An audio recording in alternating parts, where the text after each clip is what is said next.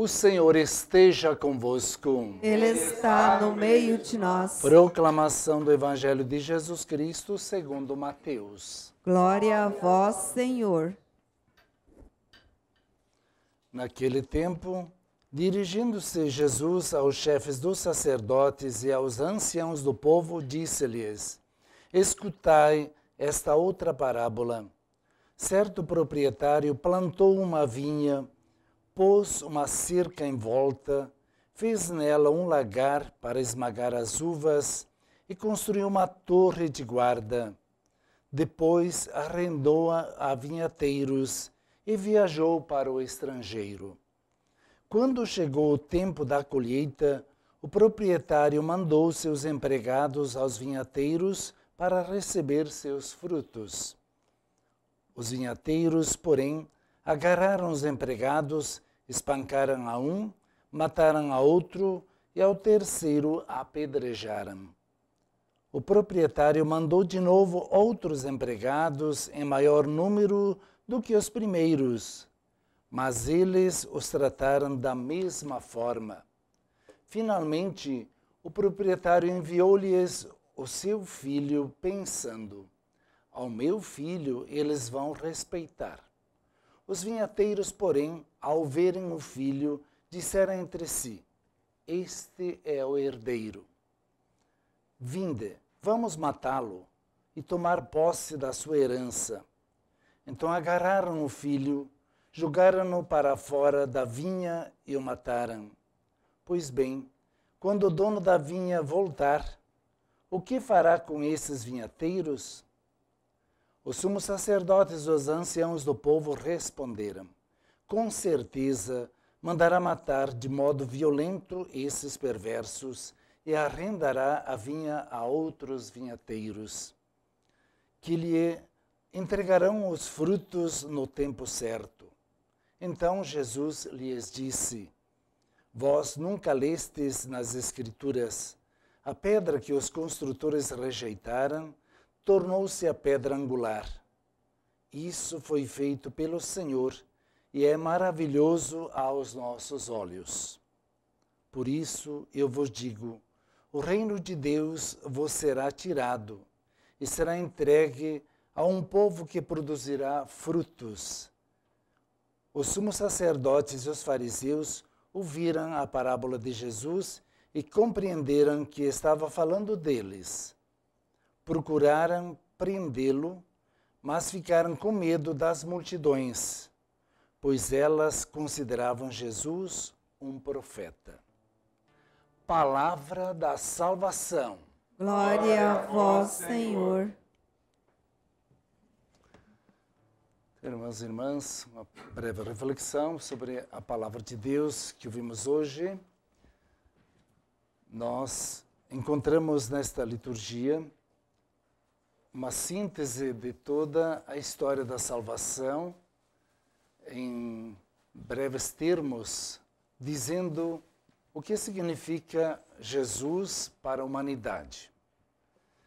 E para ilustrar o tema que Jesus apresenta no Evangelho, temos a história de José do Egito, que é assim conhecida, a história da traição dos próprios irmãos, das armadilhas que montaram para livrar-se dele por inveja, simplesmente, de um irmãozinho mais novo, que tinha o carinho especial do pai, por ter sido nascido já na velhice, e os mais velhos, não considerando que eu era uma criança, e que isso seria até normal para um pai, na velhice, ter um carinho especial para seu filho. E porque era sonhador, sonhava e entendia, interpretava sonhos, e isso causou muito ciúme entre os irmãos. E assim, alguns procuravam matá-lo, mas sempre há quem tem bom senso, que tenta livrar da armadilha, como nos diz a antífona de entrada, dos laços da morte e do mal. E sempre há um irmão, alguém que se preocupa em livrá-lo. E esta é a grandeza daqueles que têm bom senso e que precisamos ter na compreensão e na libertação das pessoas, mais frágeis. Jesus vem como síntese de toda a história contada por ele, que é a história da salvação. Deus ama apaixonadamente a humanidade, seus filhos escolhidos, e por isto, na plenitude dos tempos, quando viu que de outras formas não conseguia chamar os escolhidos para si, que antes os fez através dos profetas, chamando-os à conversão, chamando-os à mudança de vida, para que se voltassem para Deus de coração pleno, total, e reconhecessem Deus como Senhor em suas vidas e pudessem servi-lo, foram, ao longo do tempo, matando os profetas e decidindo a história de Israel, a história própria, segundo o seu bel prazer, seus interesses, e conquistando assim o direito do domínio do mundo segundo os interesses próprios, julgando-se herdeiros de tudo o que a criação fez, o Deus fez. E assim, no tempo oportuno, Deus envia o seu próprio Filho, esperando que fosse respeitado e fosse ouvido e devolvessem a dignidade de filhos como Deus esperava. Esta é uma parábola contada de uma forma interessante para que pudessem entender que Deus estava preocupado com seus filhos e os queria para si. Não os dividiria com os outros deuses. E assim, os líderes do seu povo, egoístas, querendo o poder todo para si, trama matar o filho, como os irmãos de José tramaram matar José. Assim, agora, o povo de Israel, que não é de Ismael, é essa contradição, que são de origem irmãos, e até hoje continua-se as brigas entre os irmãos descendentes desses dois troncos da fé. E Jesus, então, se torna esta vítima do povo de Israel, que estamos celebrando toda essa história de salvação, reconhecendo que houve um egoísmo muito forte das lideranças e tomaram o lugar de Deus. Hoje existem muitas formas de fazer as opções, ou por Deus, que nós somos chamados a fazer essa conversão, reconhecer Jesus Cristo, Senhor da vida, Senhor da história até hoje, para todos nós, converter-nos a Ele de coração sincero, mudando nossos vícios, mudando nossos centros de interesse. Às vezes colocamos as coisas, nosso egoísmo, que supera o sentido da fraternidade. Nas heranças materiais, então, nem se fala de quantas brigas que existem por causa de heranças materiais entre familiares. Não se reconhece mais o irmão, se reconhecem os bens como centro. E também na dignidade de reconhecer a Deus como o Senhor da nossa história. Muitos jovenzinhos, adolescentes, hoje, às vezes substituem o próprio Deus por uma visão própria, egoísta, independente de um Deus que eles imaginam e criam, não reconhecendo a Deus como o Criador de todas as coisas, como o Senhor da nossa história, da nossa vida. Isso é um egoísmo da nossa parte, achando que somos senhores, que podemos decidir tudo.